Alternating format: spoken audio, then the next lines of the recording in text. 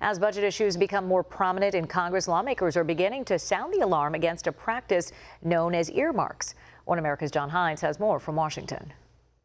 You might call it a preemptive strike against earmarks, but the chairman of the Republican Study Committee, Mark Walker, brought together conservatives to welcome back to Capitol Hill two warriors against the congressional practice of earmarks, allocating spending for specific projects, often of dubious merit. The point of the event was to bring in people historically who have fought very passionately to make sure that government spending is under control.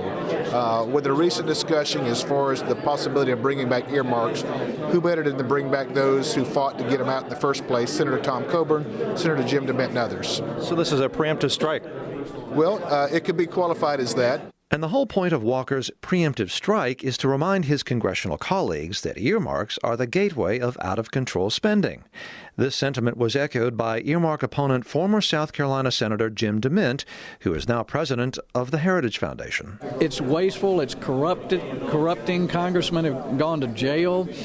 To even consider bringing back the practice of earmarks is just unthinkable to me. With all the other national priorities and with Trump coming up here saying we're going to get rid of the special interests, it just defies logic that anyone in the Republican Party would even consider talking about bringing back earmarks. I can't believe it. Wasteful, corrupting, and unthinkable, but a practice with an expensive history, says another earmark foe, former Oklahoma Senator Tom Coburn. What happened, the history on all this, is billions of dollars were squandered because people were bought with an earmark to vote for a bill that otherwise they wouldn't vote for.